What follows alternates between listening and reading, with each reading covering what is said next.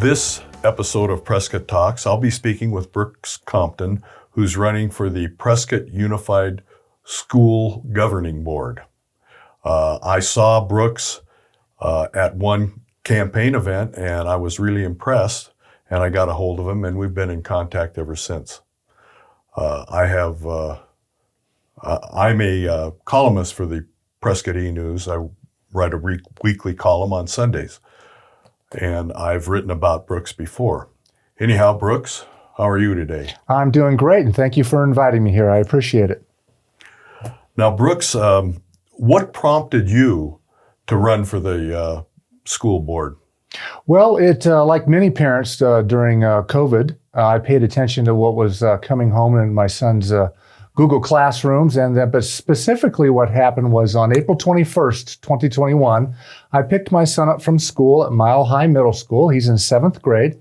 He got in the car and he was honestly visibly upset, and he didn't know how to say what he needed to say, but he said, "Dad, they're teaching us today in class that you, the white man, and dads are bigots and racists."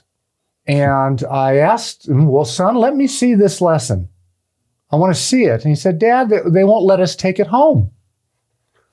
And as a parent, I thought, well, maybe he misunderstood or there was something. And I asked my son, "Please, tell me if this happens to you again."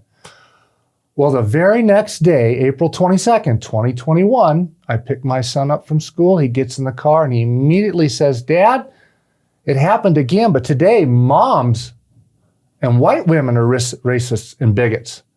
And I said, "Well, let me see that lesson. I want to see that lesson, son." And he says, "Dad, I told you they won't let us take it home. But Dad, I took pictures of it with my smartphone." Very good. Well, we went home. I printed out those lessons, and there was an actual critical race theory lesson right in front of me.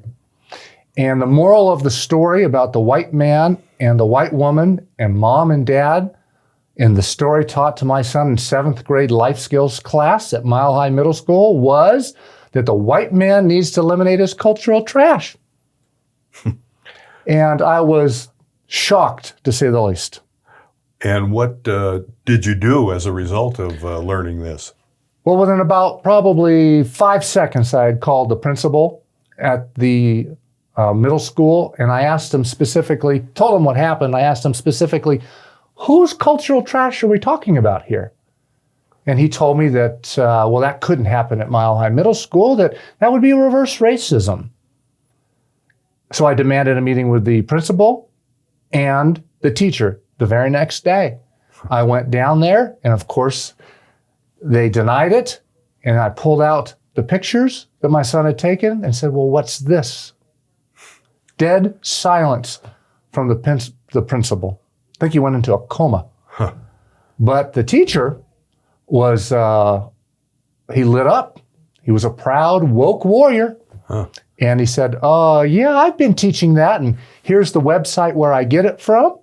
And nobody had complained before." I said, "Nobody complained about a lesson that you hid from parents?" And essentially, I knew I wasn't going to get anywhere. Can I Yes. interject a question here? Yes. What class was this in? Life skills, 7th grade. And so these are skills they're supposed to learn in life, which is that mom and dad is a bigot or a racist, I assume. So what happened was I was patted on the head and I was, shoved out the door. And that's when I decided at that moment that I needed to do something about it. And running for this office is that something. Yeah.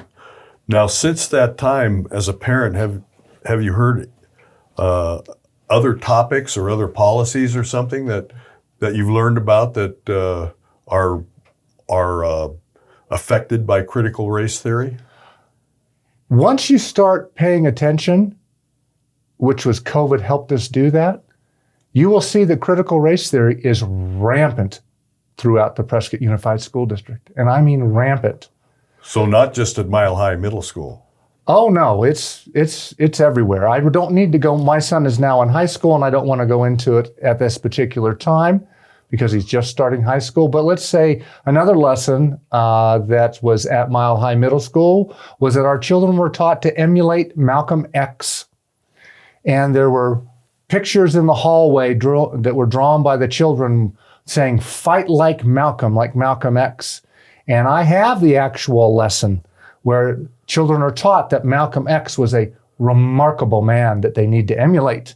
And in addition to that, with those same lessons, they were taught about Langston Hughes, who is a progressive poet, communist, Marxist that our children were also taught to emulate. And that was on that poster at that time.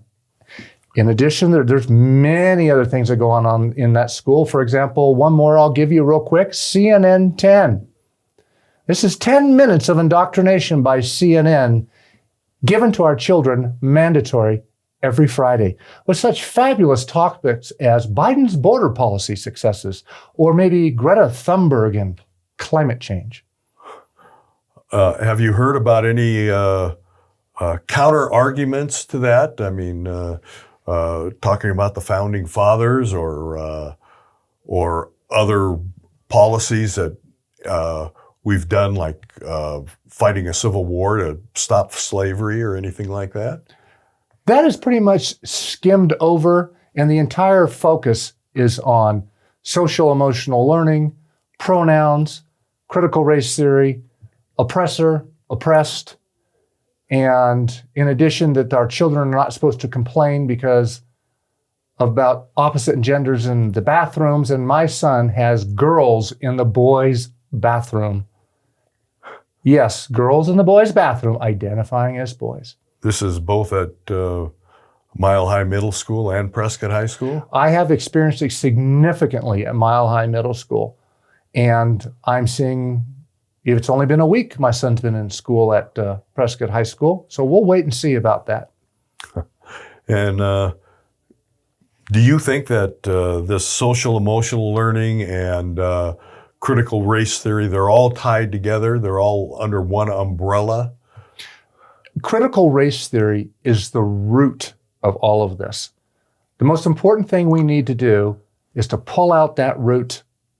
If we do that and we eliminate critical race theory, it's my belief the majority of it will die on the vine. Not that we don't need to eliminate it as well, but critical race theory is the root. That's where everything, the genesis of everything is the oppressor and the oppressed. Now, when you and I were in school, we had classes. I mean, we had, math, reading, writing, arithmetic. The Prescott Unified School District testing of their students has dropped precipitously the last few years. Do you think that might be because they're focusing on CRT instead of on the basics of learning? Well, of course it does. There are only so many hours in a day. And our children, in a 40-minute class or a 50-minute class, if they're spending 15 minutes talking about their pronoun, they don't have time for math. So of course it's going to affect them.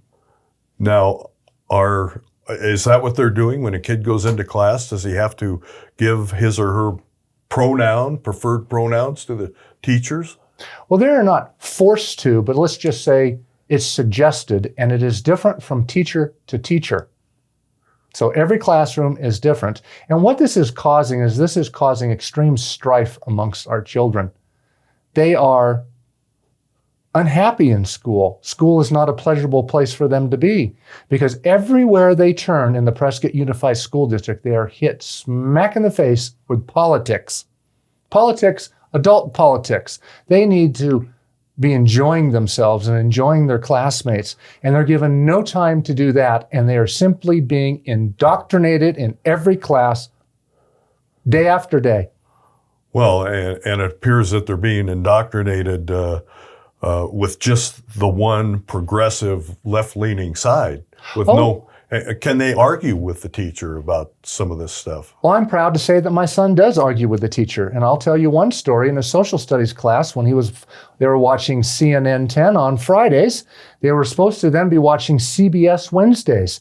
My son got up and he went to the teacher and he said, "Why are we watching all these liberal left-wing shows? Why don't we watch Fox?" And the teacher said, "Because that's too far right." And my son said, "Well, you could say the same thing about CNN." And then he argued with him about the statistics. And then my son pulled up the statistics on his phone and said, "See, here, it shows that CNN is left wing." Well, lo and behold, about an hour later, that teacher came and found my son and said that he had spoken to the principal and that the principal and him had decided that they weren't going to play CBS Wednesdays anymore. So I'm darn proud of my son for eliminating CBS Wednesdays, and it took a 13-year-old, remind you, a 13-year-old standing up to adults, the principals, and the teachers. Our children have done their job. It's our turn now as adults to do our job and vote these liberals out of this school. School board. And that's why you're running. That is exactly why I'm running. We need a course correction immediately, and it is rampant everywhere. So it's not just the Prescott schools then, it's probably the Humboldt schools, the Dewey schools, the Chino Valley schools. Yeah, fortunately for me, and Yavapai County is a very, people are friendly. Right. And I've spoken with many other candidates in many other school districts, and we're all facing the same thing. It's just, we didn't realize it was there. The best way to describe it is this. As soon as Joe Biden was elected, all of these policies went from covert to overt. Overnight, they became proud. They started talking about it. They felt emboldened. The liberals, I should say that is, progressivists inside our school system, and they felt protected by the government and the administration here locally and nationally. And of course, I'm a domestic terrorist now because I'm a father with a child in the district who is running for office to eliminate critical race theory. Waiting for the knock on the door, Yeah, that's amazing. Since this is rampant, and you said it's overt now, but isn't it still covert in that they're not letting the kids take these lesson plans home to show their parents? Oh, certainly. What I have found is happening here is you will not find it on the curriculum. The established curriculum. It is brought in through what is called supplemental material that is at the discretion of the teacher or, let's say, the principal. And what you're having is all this material is coming in at the behest of the teachers. So if you have a really left-wing, radical, woke teacher, it comes into that classroom. And us as parents, there's zero transparency. And transparency in the light of day is the key to eliminating this in our schools. Let the people see what's going on in the schools. Well, this is great information, and I'm sure all the parents in the Prescott Unified School District need to hear this and want to hear it. Where can the voters find out more about you and your campaign? Well, the best place to go is to brookscompton.com, to my website. You can email me there, communicate with me there, or when I'm out on the campaign trail walking door to door, I look forward to speaking with you in person. Well, that sounds great. I wish you a lot of luck. And thank you for covering the story. I appreciate it. My pleasure, really. That concludes this interview with Brooks Compton. I hope everybody who's watching this will vote in the election in November.